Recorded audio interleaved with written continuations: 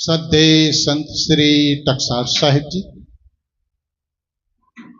सद्देह संत श्री जितेंद्र साहेब और साहिब का नाम रमेश साहिब जी, और हमारे प्रिय साथी हीरेंद्र साहिब जी,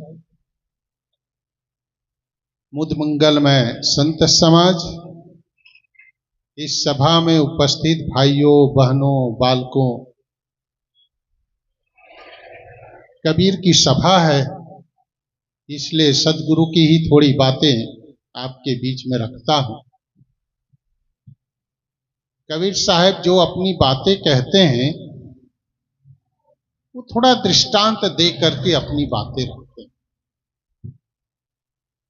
दृष्टांत क्या है? साखी का गांव ऊंचे पहाड़ पर, एक गांव है वो कहां पर है? पहाड़ पर। और वहां आप कभी गए नहीं हैं और देखने की इच्छा है।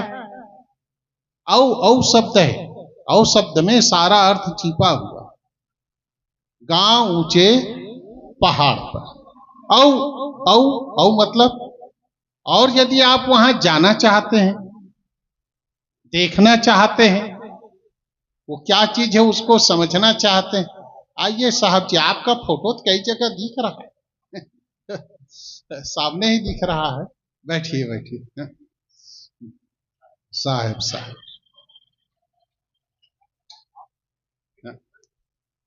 तब क्या करें, कभी गए नहीं हो। अब रास्ता कैसे है? वो रास्ता कभी आगे साहब वर्णन कर दिए। क्या है? कबीर का घर शिखर पर। देखिए वो गांव है वो तो पहाड़ पर है, अब पहाड़ के ऊपर और जो टॉप होता है ना उसको शिखर कहते हैं। उसको क्या कहते हैं? शिखर। जो समतल होता है उसको तो पहाड़ कहते हैं। एकदम टॉप जो होता है उसको, यही तो है ना, मास्टर लोग ज्यादा जानते हैं यही तो है। पहाड़ में गांव बसा है, उसके ऊपर शिखर है, और वहां जहां सिलहली गैल। और रास्ता कैसा है? एकदम फिसलन ना, एकदम पांव न टिके पपील का। पपील का होता है, ये चीटी को पपील का कहते, मतलब आप तो बहुत बड़ी बात है आदमी का वहां चलना। चीटी भी वहां चढ़ती है तो फिसल के गिर जाती है, उसका भी पैर नहीं टिकता। और वहां खलकन लादे बैल। खलकन मतलब होता है संसार के लोग बैला गाड़ी में बैठ करके आराम से, आज के कहो तो 4 व्हील गाड़ी में बैठ करके वहां जाना चाहते हैं, तो कैसे पहुंचोगे? नहीं पहुंच सकते ना इतना। तो साहब कहते गांव ऊंचे पहाड़ पर। साखी बहुत सरल है, आप याद कर लोगे मेरे कहते कहते। गांव क्या है? शुरुआत क्या है? गांव ऊंचे पहाड़ पर।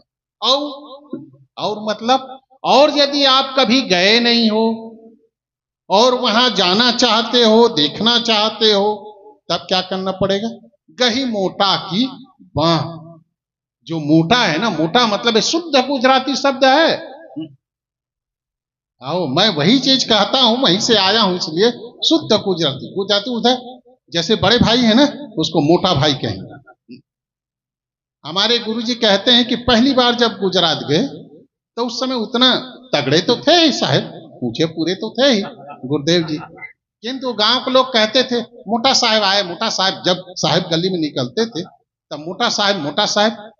तब वहां एक नाथा भाई थे, नाथा भाई, वही गुरुजी को ले जाने वाले थे, एकदम बाल ब्रह्मचारी बिल्कुल। तो नाथा भाई को गुरुजी पूछे, नाथा भाई मैं मोटा तो हूं नहीं, आपके गांव वाले लोग मुझे मोटा गुरुजी क्यों कहते हैं?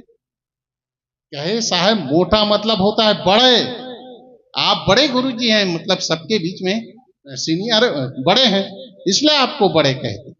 तो कही मोटा की बाह। मोटा मतलब क्या हुआ? बड़ा। मोटा मतलब बड़ा।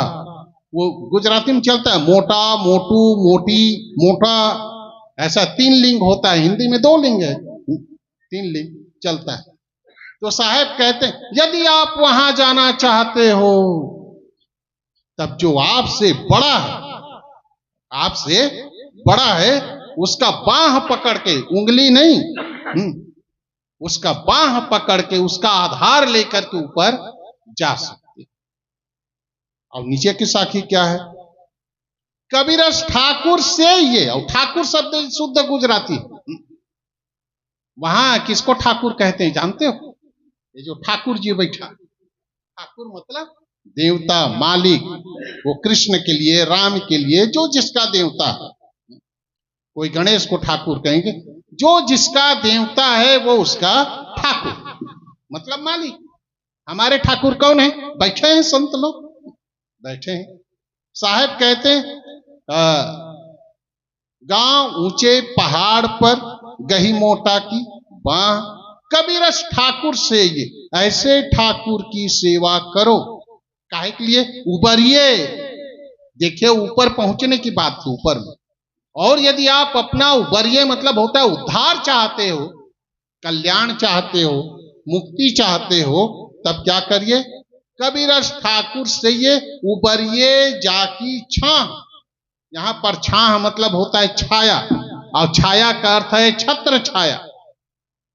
ऐसे ठाकुर की छत्र छाया में रहो, उसके अधीन रहो, उसके अनुशासन में रहो, जिसके शरण में जा करके आपका उद्धार हो सके। ये दो चीजें हैं इसमें। अब पहली बात है, आपको ऊपर जाना है, देखना है। क्या देखना है भाई? ऊपर स्वर्ग जाना है, तो स्वर्गीय पुरुषों को देखो। यहां स्वर्गीय का अर्थ होता है ऊपर चला गया, उसका अर्थ नहीं है। जैसे आदरणीय, हमारे मास्टर लोग बैठे हैं, इधर भी मास्टर है, उधर भी मास्टर। एक मास्टर यहां घुमा के लाए, एक मास्टर ले जाएगा, अभी वो भी मास्टर बैठा। आदरणीय मतलब क्या होता है? आदर के पात्र। आदरणीय मतलब आदर के पात्र, उसको आदरणीय कहते हैं ना। पूजनीय मतलब क्या होता है? जो पूजा करने योग्य है। और स्वर्गीय मतलब क्या हुआ फिर? जो स्वर्ग में जाने योग्य है।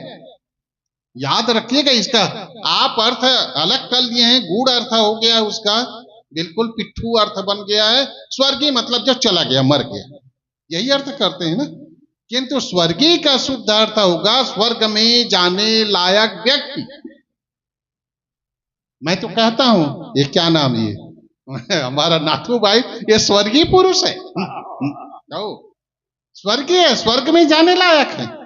स्वर्ग, आज स्वर्ग जो भोग रहा है, आज जो स्वर्ग भोग रहा है, उसी को तो स्वर्गीय कहोगे। साहब कहते हैं ऊपर जाना चाहते हो किसी भी क्षेत्र में। अब देखिए इसका अर्थ कर लीजिए। यदि आप विद्वान होना चाहते हैं तो आपसे बड़े विद्वान का संगत कीजिए। आप डॉक्टर बनना चाहते हैं तो आपसे बड़े डॉक्टर के पास जाकर के प्रैक्टिस कीजिए। वकील बनना चाहते हो तो खाली डिग्री से काम होने वाला नहीं है। डिग्री से, इनका एक लड़का है, बड़ा लड़का, जानते हो, वो बेचारा ट्रेनिंग में गया है। अरे 1 घंटा 2 घंटा की नहीं होते डॉक्टरों की ट्रेनिंग, 24 घंटा। सो चाहे ना सो, मरीज को देखो, सो चाहे मत सो, मरीज को आपको जिलाना, उसकी सेवा करना आपका काम है। तो बड़े डॉक्टर, छोटे डॉक्टर हो तो बड़े डॉक्टर के शरण में रहेगा। इसी प्रकार से साधु बनना चाहते हो तो क्या, घर को छोड़ दिए, फुल पैंट उतार दिए, कपड़ा पहन लिए और बन गए साधु ना। ऐसा साधु कोई नहीं बनते। हमारे यहाँ एक महात्मा रहते थे, उदाहरण सुना दूं। खुद रिटायर्ड हुए बड़ौदा में, तो कहे साहब आपके यहाँ रहूंगा, तो रहो, कोई बात नहीं, रहने लगे। और उसके बाद मैं थोड़ा बाहर घूमने चला गया। वहां से 2-3 महीना के बाद वापस आता हूं तो लंगोटी फैली। 1-2 दिन देखा कोई दूसरे को महात्मा आ रहे होंगे, भूल गया होगा, तो हर रोज देखता था लंगोटी फैलती थी, पहले चड्डी उतारते थे। तो मैं उसको कहा, मोहनदास, नाम मोहनदास था, मोहनदास लंगोटी किसका है? क्या मेरा है साहब। अच्छा, तो आपका लंगोटी है, कहां से लंगोटी ले लिए? कहे साहब एक जगह गया था तो भगत ने कपड़ा दे दिया, तो चलो मैं ही पहन लेता हूं। ऐसे साधु नहीं हुआ जाता है। ऐसे साधु कपड़ा गही मोटा की बांह। कबीर साहब कहते हैं साधक बनना चाहते हो, बड़े साधक के साथ में। कल्याण इच्छुक है, कल्याण बनना चाहते, जो कल्याण पुरुष हैं, जो संत पुरुष हैं, उसकी शरण में रहोगे तब तो ऊपर चढ़ोगे भाई। स्कूल में का खागा आप भी नहीं जानते, जिस स्कूल में गए वो भी का खागा नहीं जानते हैं, तब कैसे कल्याण होगा। इसलिए भगत को क्या चाहिए, भगत को आप कल्याण चाहते हैं ना, संत लोग भी कल्याण चाहते हैं, तो संत लोग तो संत के शरण में आ गए, बड़े संत के शरण में आ गए, अपना उसी ढंग से सीख रहे हैं, सिखा रहे हैं, लोगों को भी कह रहे हैं, और आप लोग वहीं से काम नहीं चलेगा, आगे बढ़ना पड़ेगा। गांव के जो बड़े भगत हैं उनके साथ बैठना चालू करो। कोई जरूरी थोड़े है कि हर संत किसको, जो साधु पुरुष किसको के, जो सज्जन हैं, गुड मैन और जेंटलमैन जो हैं गांव के, उनके पास आप बैठो, वह भी एक संत पुरुष ही है, वह भी एक संत पुरुष है। उनके पास बैठोगे धीरे धीरे। ये इतने लोगों को क्या हमने बुला करके लाया है क्या? आपने मुख्य प्रवक्ता बना दिया तो क्या मैं बुलाया हूं क्या? नहीं, इसको आप लोगों को सबको बुलाने वाला कौन है? गांव का कोई आदमी तो होगा, गांव का कोई आदमी तो होगा। प्रचारक प्रचार भगत लोग करते हैं, सेवा भगत लोग करते हैं, और तपस्या भी आप लोग करते हैं। भैया आप लोगों की तपस्या कोई कम नहीं है। हमारे महात्मा में क्या है, अभी 5-7 लोग रह रहे हैं, किसी बात पे खटपट हो गई तो महात्मा क्या करते हैं, साहब लपेटा अपना बंडल, साहब मैं जा रहा हूं, हो गया। और आपके यहां एक बहन आई है अपने परिवार को छोड़ करके, और जिसको शादी किए हो, शादी करके जिसको लाए हो, वो आई बेचारा अपने सखी सहेली, घर द्वार, भाई बहन, माँ बाप, नाते गोते सबको छोड़ दिया, और पिता का जो उसका वो था अटक मतलब सर ने, हाँ, या पिता का उसका वो लगा था, क्या नाम जिसको इधर, गोत्र, अब गोत्र को भी छोड़ करके आपके गोत्र में आ गया, और वो कहीं कहे थोड़ा सा किसी बात में खटपट हो गया तो छोड़ के चले जाओगे क्या? नहीं। सहना कौन किसका काम है? आप सहते हैं। साधु उतना सह नहीं पाता है, याद रखिएगा। इस भेष को पहन के भी मैं बता रहा हूं, कुछ कमजोरी है, उस कमजोरी को भी दूर करना पड़ेगा। आप सहते हैं, हर तरह से सहते हैं, आंसू बह रहा है तो भी वहीं रहते हैं। बस इतना ही काम साधु भी करने लग जाए, साधक करने लग जाए, भगत करने लग जाए, तब क्या कर। कई लोग तो ऐसे भगत भी बने, ये भैया ये कबीर पंथी मन तो सत्संग के नाम से पर्ची छपा लेते हैं। इधर का बड़ा विचित्र है। कोई महात्मा अपने आश्रम में आपको आमंत्रण देने आए, सत्संग है, वहां सत्संग है तो इधर आमंत्रण देने आया है ऐसा नहीं कहते। मैं कई लोगों से सुना, क्या कहते हैं, चंदा लेने आया है। अरे भाई चंदा लेने नहीं आया है, वो क्या के देने आया है? चंदा। चंदा किसको कहते हैं, आमंत्रण किसको कहते हैं? जब आपको कहीं पर, हाँ, मंदिर बनाने के लिए आया है, वो पर्ची लेकर के, रसीद बुक, मुझे मंदिर बनाना है, धर्मशाला बनाना है, स्कूल बनाना है, कि और कुछ बनाना है, पुल बनाना है, कुआं खोदना है, उसके लिए कहीं पर्ची लेकर क्या, इसको चंदा कहते हैं। क्या कहते हैं? चंदा। और जो आदमी बहुत से आपको भी बुला रहा है, भैया आप आना सत्संग में, गांव वालों को भी बुला रहे हैं, आसपास के पड़ोसियों को बुला रहे हैं, एकदम जाहिर में सत्संग रखा है, भैया आप भी थोड़ा इसमें सहयोगी बन जाओ, आप भी सहयोगी बन जाओ, उसको आमंत्रण कहते हैं। भैया शब्दों का थोड़ा ख्याल रखना। नहीं कोई भी संत आ गया आपका आमंत्रण दे रहा है, अरे चंदा चंदा। कई लोग तो इसीलिए छोड़ दिया, ये लोग तो चंदा मांगने आते हैं। और एक तरफ इतना आश्रम बनता जा रहा है तो सबके सब आप बड़े भगत हैं तो आपके यहाँ तो आएगा ही आमंत्रण देने, और नहीं आएगा तब भी कहोगे आमंत्रण देने नहीं आया, आया तब कह रहे हो चंदा लेने आ गया, तो दोनों नहीं चलेगा, दोनों चलेगा। देखो मैं यहाँ तो कभी आमंत्रण देने आता नहीं हूं। इसलिए जो क्षेत्रीय हमारे संत लोग जो काम करते हैं, अब ये साहब क्षेत्रीय संत हैं ये लोग, कभी तो आपके पास आएंगे आमंत्रण देने, आएंगे तब क्या बोलना, आमंत्रण देने आए हैं, समझे, चंदा लेने आए हैं कि मत कहना, भले 10 रुपया दो कि ना दो कि 1000 10,000 दो, खास बात। साहब कहते यदि आपको बड़े बनना है तो बड़े की संगत आपको करना पड़ेगी, और यही काम हम नहीं करते, यही काम नहीं, दूसरा काम करने लग जाते हैं। जो साधक है, भगत का कैसे कल्याण होगा। डब्बा आप लोग देखे रेलगाड़ी में, रेलगाड़ी में वो किसके साथ जुड़ा रहता है, इंजन के साथ, इंजन के साथ जुड़ा है, और उसमें भी एसी डब्बा है, फर्स्ट क्लास डब्बा है, जनरल डब्बा है, उसके भी और स्लीपर डब्बा है, सब के सब जुड़ा है, तब वो जाता है। संतों के साथ जुड़े रहोगे तो आप भी वहीं पहुंचो, ये गांव ऊंचे पहाड़ पर, पहाड़ पर जो गांव है ना वहां आप भी पहुंच सकते हैं, किंतु जुड़े रहेंगे तब। किंतु आदमी का सोच तो दूसरे ढंग का होता है। कैसे होता है, एक छोटा सा उदाहरण दे दो फिर बात को पूरा कर दूंगा।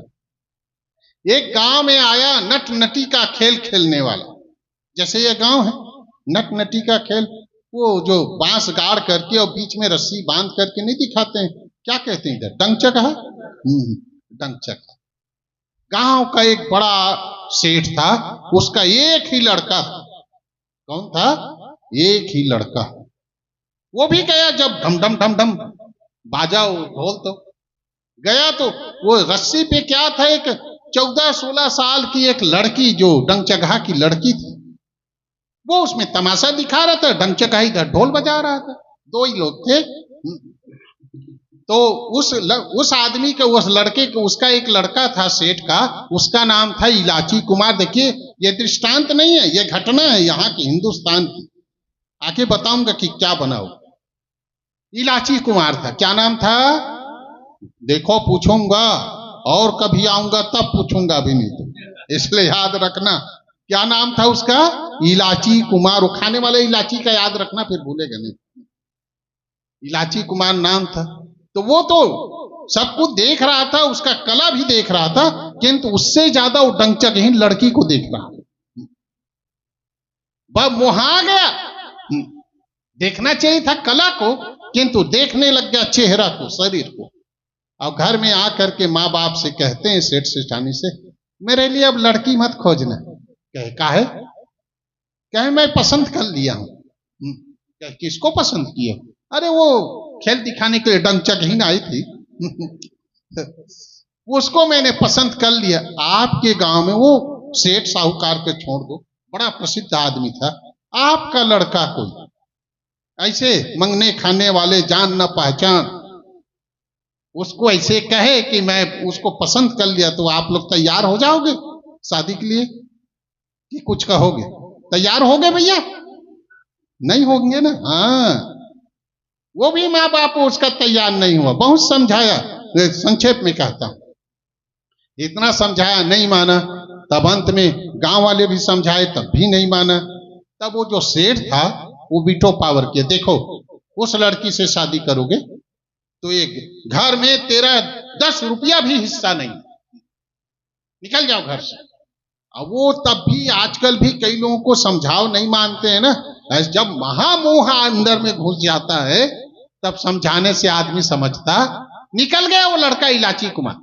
अब गया किसके पास, वो टंगचगहा के पास, गांव के बाहर ऐसे बोरिया बिस्तर बांध रहा था, और कहे आपके लड़की से शादी करूंगा। अच्छा, मेरी लड़की से शादी करो, काम बात तो फैल गई थी। उसने कहा अच्छा करते क्या हो, पालोगे कैसे इसको, तो कहे वाह सेठ का लड़का, अरे सेठ तो तेरे को निकाल दिया है। उनको भी पता चल गया, सेठ तो तेरे को निकाल दिया, कैसे खिलाओगे मेरी लड़की को। तो कहे मैं तो कुछ नहीं जानता हूं, अभी तक तो खेलता कूदता था, तो चलो पहले काम करना सीखो। डंचगहा कौन सा काम सिखाएगा, डंचगहा का, अरे किसान का काम सिखाएगा। तो कहे कि चलो मेरे साथ डंचगहा का काम सीखो। वहीं सामान वामान भरा और गधा रखा था, और गधा की रस्सी पकड़ा दिया उसको, चल चल, एक गांव से दूसरे गांव, तीसरे गांव, ऐसे करते करते 7 साल निकल गया वो डंचगहीन के पीछे।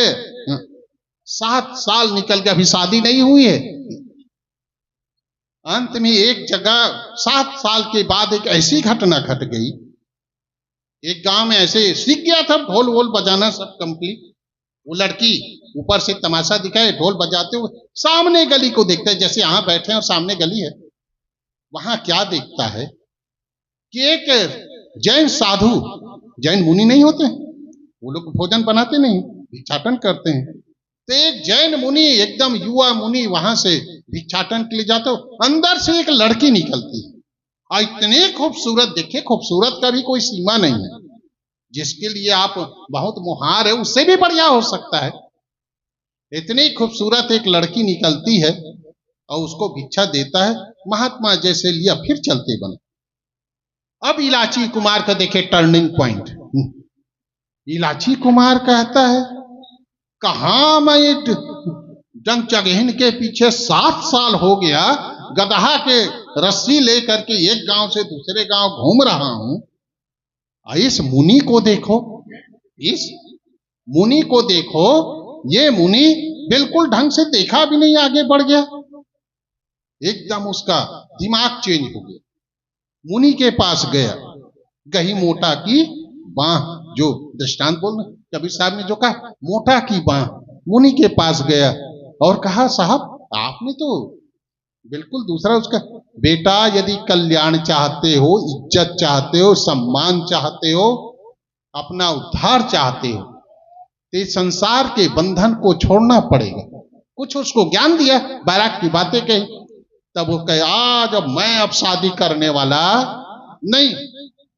इधर ये सोच रहा है मुनि के पास जा करके, और उधर क्या हुआ, टर्निंग पॉइंट क्या है, वो जो डंचगहीन थे उसके पिता सोच रहा, डंचगा चलो इलाची कुमार अब पूरा सीख गया है, आज इसकी शादी कर देते। आज इसकी, कई बार पिक्चर ऐसे देखते हो कि बिल्कुल, वो देख लीजिए, दृश्य अंदर में बना लीजिए। वो क्या करता, वो सोचता चलो आज इसकी शादी कर देते। ये आदमी अब बैरागी बनने लग गया और उसका होने वाला ससुर क्या कर रहा है, शादी की तैयारी कर रहा है। जाके देखता है तो मंडप ढोल वोल बाजा ले आया है। अरे ये क्या कर रहे हो इलाची कुमार, आज तुम लोगों का मंगल फेरा कर देते हैं। कहे नहीं, अब मैं शादी करने वाला नहीं हूं, अब मैं शादी करने वाला नहीं हूं। और खूब उत्सव के साथ हो, देखो जैनी में जब साधु कोई होता है ना, खूब वो हजारों लाखों आदमी को इकट्ठा करके बहुत बड़ा उत्सव करते हैं। वो साधु बन गया। कैसे बना, कबीर साहब कहते हैं क्या, गांव ऊंचे पहाड़ पर गही मोटा की। और यदि आप वहां जाना चाहते हो तो बड़े मुनि का, बड़े संत का आपको आश्रय लेना पड़ेगा। इतना बड़ा वो मुनि बना, वो जैनियों में इलाची कुमार, मुनि इलाची कुमार, उनके साहित्यों में इसके नाम आता है। अब नीचे की साखी क्या है, बिल्कुल 1-2 मिनट में पूरा करता हूं, बस 1 मिनट बाकी है, 6 बजे। नीचे क्या है, कबीरस ठाकुर से ये उबरिए जाकी छां। साहब कहते हैं ऐसे ठाकुर की सेवा करो। कैसे, यदि उद्धार चाहते हो, अपना कल्याण चाहते हो, छत्र छाया में रह करके। अब छत्र छाया किसके में रहोगे, ठाकुर कौन हो सकता है, जो जिंदा है उसके छत्र छाया मिलते, याद रखें। ये मंदिर, ये जहां जो हनुमान जी हैं, हनुमान जी की छत्र छाया मिली है क्या, नहीं, आप उसके छत्र छाया, आप उसकी आरती करते हैं, आप उसमें दीप जलाते हैं, आप उसमें कपड़ा पहनाते हैं, आप उसमें चंदन लगाते हैं, आप उसका सेवा करते हैं। किंतु छत्र छाया उसको कहते हैं, जो कहीं पर राम की मूर्ति, कहीं पर और किसी की मूर्ति, वो छत्र छाया नहीं देता है। वहां तो आप जाकर के उसकी सेवा करते हैं। छत्र छाया किसको करते हैं, जो जिंदा संत हैं, जिंदा पुरुष हैं, उसकी छत्र छाया लगती है। तो जिंदा जो सदगुरु हैं, जिंदा संत हैं, उसके शरण में जाओ, उसकी सेवा करो, उसकी छत्र छाया में रहना, मतलब उसके एक एक आदेश को मानो, निर्देश को मानो, तब आदमी का कल्याण हो सकता है। मेरी बातों को आप लोग बहुत ध्यान से सुना। अपनी वाणी को अब कहाँ गए नाथूराम जी? हाँ, तो मैं जब तक नाथूराम ना आए तब तक 1-2 मिनट उसको पूरा कर देता हूं कि जब तक ये आप ज्ञानी पुरुषों के संगत में आप नहीं बैठोगे तब तक आपको ज्ञान मिलने वाला नहीं है। एक चीज और है, उसके पीछे पीछे चलना ऐसा नहीं है। गुरु बसे बनारसी, हमारे यहाँ संध्या पाठ में आता है कि नहीं? अरे गुरु बसे बनारसी शिष्य समुंदर तीर। हमारे गुरुदेव जी कहाँ रहते हैं? बनारस, इलाहाबाद, उधर ही है। कबीर साहब कहाँ रहते थे? बनारस। बनारस मतलब काशी। अरे गुरु बसे बनारसी और शिष्य समुंदर तीर। और शिलेंद्र कहाँ रहता है जानते हो? समुद्र के किनारे, गुजरात हो वहां समुद्र से। और बिसराए बिसरे नहीं जो गुण हो ये शरीर। गुरु के साथ में इतना लगाव हो, इतना लगाव हो को बिसरना नहीं चाहिए। और वही काम हम नहीं करते, वही काम हम नहीं करते। धन दौलत रुपया पैसा इसके लिए इतना सोचते हैं, इतना सोचते हैं कि पूछो। कि गुरु के साथ में रह करके सोचना चाहिए, उनकी संगत में बैठना चाहिए, उनकी। अच्छा, कैसे गुरु होना चाहिए? पूरा साहेब से ये सब विधि पूरा होए, वो छे नेह लगाए के मूलहु आवे खोए। साहेब भी कैसा होना चाहिए? पूरा, अधूरा नहीं काम करेगा, पूरा। पूरा किसको कहते हैं? छोटा सा उदाहरण, एक घोड़ा का व्यापारी इसी पसौद में आया, दिन भर धंधा किया, सुबह देखता है तो एक घोड़ा बचा था, एक घोड़ा बचा था। तो गांव के जो सरपंच अभी चुना गया है, अब कौन है मैं नहीं जानता हूं, किंतु कह देता है, गांव के सरपंच के पास जाकर के कहता है, भैया मेरा एक घोड़ा बच गया है, उसको खरीद लीजिए। कहे खरीद लेंगे, क्या भाव है आपका घोड़ा? कहे 50,000 का है। कहे बहुत महंगा कह रहे हो भाई, चलो घोड़ा खरीद भी लेते, कि 50,000 बहुत महंगा कहते हो, तो थोड़ा कम करोगे? हाँ कम कर दूंगा। कहे कितना में दोगे? 50 रुपया में दे दूंगा। अच्छा, 50,000 का घोड़ा, उसको अब देखिए, अब चिंतन करने लगा वो सरपंच, नया नया बना है, इसे थोड़े ये हो जाएगा। वो सोचता है 50,000 का घोड़ा, अब जब कम भी करते हो तो 50 रुपया में क्या बात है घोड़ा में? कहे उसमें छोटी सी चीज नहीं है। अच्छा, कौन सी चीज नहीं? कहे उसमें जान नहीं है, जान। रात में मर गया था घोड़ा। घोड़ा रात में मर गया। जिस घोड़े में जान नहीं होती वो पूरा घोड़ा कहलाएगा क्या?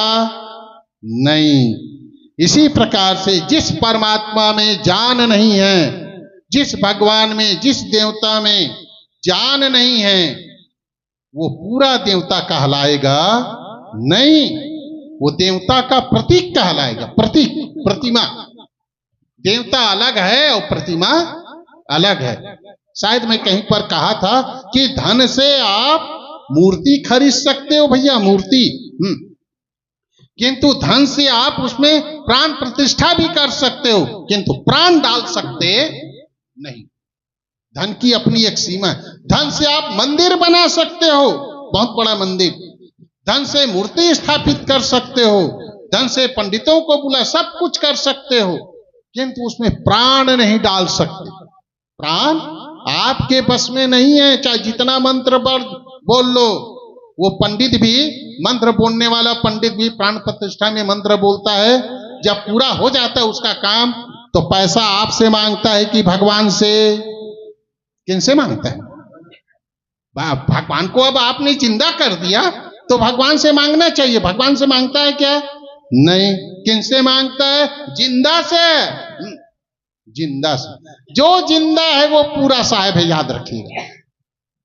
और पूरा साहेब मिल गया वो, आप पूरी तरह से सेवा नहीं करोगे तो भी गड़बड़ हो जाएगा। और पूरी तरह से वो 6 नेह लगाए के कम आप उसको नेह लगाओगे, स्नेह करोगे, श्रद्धा कम करोगे, तब भी गड़बड़ होगा।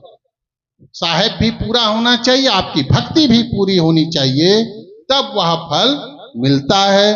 आपने मेरी बातों को 3 दिन तक बहुत से लोग सुने। पहले दिन तो बहुत लोग आए थे, एक दयालु दास के उसके 10 करम में पूरा यहां से वहां चौरा चौरा पूरा भरा हुआ था। सबने उस दिन भी सुना था, कल भी सुना, आज भी सुना। और जब कभी भी याद करोगे नाथुराम जी गांव वाले को भी कह, और कभी जिंदगी में कभी याद करोगे तो फिर से मुलाकात कर लेंगे।